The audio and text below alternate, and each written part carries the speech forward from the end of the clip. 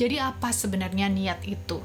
Niat itu bukan hanya sekedar keinginan atau angan-angan, sesuatu yang bersifat halu kayak gitu ya. Niat itu seperti cetak biru yang sengaja dibuat oleh dirimu untuk membangun sebuah rumah. Semakin jelas dan juga detail cetak birunya, maka semakin kokoh dan juga terarah rumah yang akan kita bangun itu tadi. Begitu juga dengan manifestasi saya. Semakin jelas niatmu, maka semakin kuat daya tarikmu untuk menarik apa yang kita inginkan ke dalam hidup kita. Contohnya, misalnya dirimu kepengen berada di posisi tertentu di level manajer dalam pekerjaanmu. Dengan niat yang sangat kuat dan juga spesifik, maka biasanya kamu akan mengambil sebuah langkah-langkah yang sangat spesifik juga ya. Misalnya akan belajar seputar keterampilan tertentu, atau mungkin belajar seputar leadership, atau mungkin belajar seputar public speaking, networking, dan juga memvisualisasikan dirimu sudah berada di posisi tersebut. Jadi, meskipun ada rintangan, niatmu itu akan tetap jadi bahan bakar yang akan memotivasi dirimu untuk terus maju. Kemudian tanpa sadar,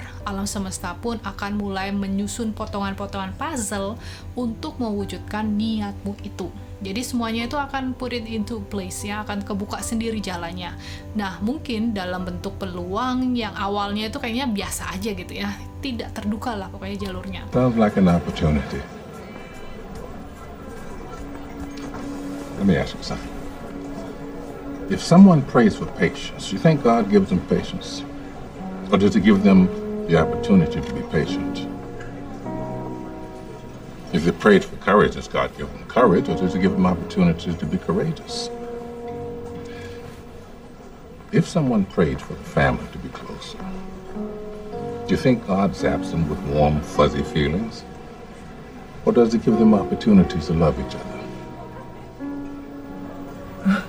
Nah, sekarang aku mau ajak dirimu untuk tugas hari ini. Silahkan untuk meluangkan beberapa menit untuk menuliskan niat utamamu. Bayangkan dan juga deskripsikan secara detail apa yang ingin kamu capai selama menjalani tantangan 5 hari ini bersama diriku gitu ya. Kemudian jangan lupa bagaimana perasaanmu saat mencapainya. Rasanya itu yang penting saya. Ya, feelingnya itu yang penting. Nah, cara merasakan perasaan itu gimana? Biasanya seperti itu ya pertanyaannya kan? Sebenarnya gampang. Silahkan untuk mencoba kayak seolah-olah dirimu itu lagi nelpon sahabatmu kayak gitu ya. Kemudian kamu lagi ceritain sama dia keberhasilanmu itu dengan penuh semangat. Misalnya, tahu nggak, aku tuh udah jadi manajer. Tadi bosku tuh nawarinya begini, bla. Terus habis itu aku disuruh ke HRD, bla bla bla. Nah, rasakan rasa itu sekarang juga, seolah-olah keinginanmu itu sudah terwujud. Aku akan ceritain seputar diriku ya. Jadi dulu aku pernah jadi karyawan juga, say. Terus waktu itu aku kepengen jalan-jalan ke luar negeri gitu ya. Zaman dulu kan jalan-jalan ke luar negeri itu sesuatu yang wow, itu artinya kita udah punya uang lah ya, lebih dari teman-teman yang lain, atau levelnya udah beda kayak gitu ya. Kayaknya wow, niatnya memang untuk mendapatkan validasi bahwa diriku itu wow gitu kan. Nah, terus aku research, aku cari tahu, ternyata untuk jalan-jalan ke Eropa sendirian itu at least gitu ya, selama kayak 1 bulan, kan aku maunya 1 bulan full gitu, tour dari Italia, Perancis, Switzerland, pokoknya all of that, Monaco kayak gitu ya. Nah, itu kurang lebih aku butuh minimal 70 juta minimal, itu pun ekonomi naik pesawatnya. Terus tapi aku maunya tinggal di hotelnya yang bagus-bagus. Make long story short, aku di PHK. Aku di PHK, tapi gara-gara di PHK itu aku jadi dapat duit kayak pesangon sekitar 60 jutaan. Terus dari sana aku dapat arisan sekitar 35 jutaan. Terus habis itu aku dapat something like another bonus. Pokoknya totalnya itu aku dapat 100 juta. I know the story is like not all always beautiful ya. Kadang orang membutuhkan cerita itu yang sesuatu yang happy ending gitu ya.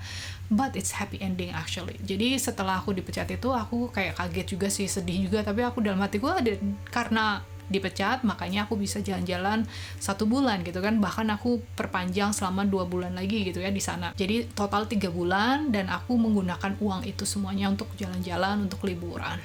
Dan gak usah khawatir, setelah aku balik dari sana, aku dipertemukan dengan temanku ya, teman lama yang akhirnya kita berbisnisan, joinan, dan dari sana aku menghasilkan $1 juta yang pertama.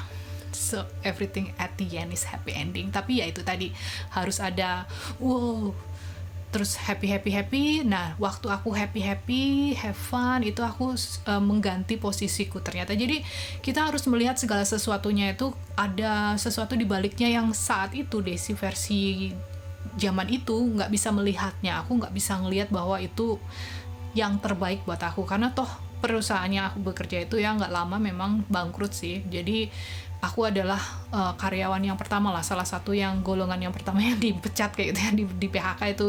Awal-awalnya itu aku gitu, ada 5 orang lah, termasuk aku di awalnya. Terus habis itu 6 bulan kemudian beberapa orang lagi, 6 bulan kayak gitu loh, seterusnya. That's it guys, dan sampai jumpa di hari kedua dan kita akan belajar lebih banyak lagi.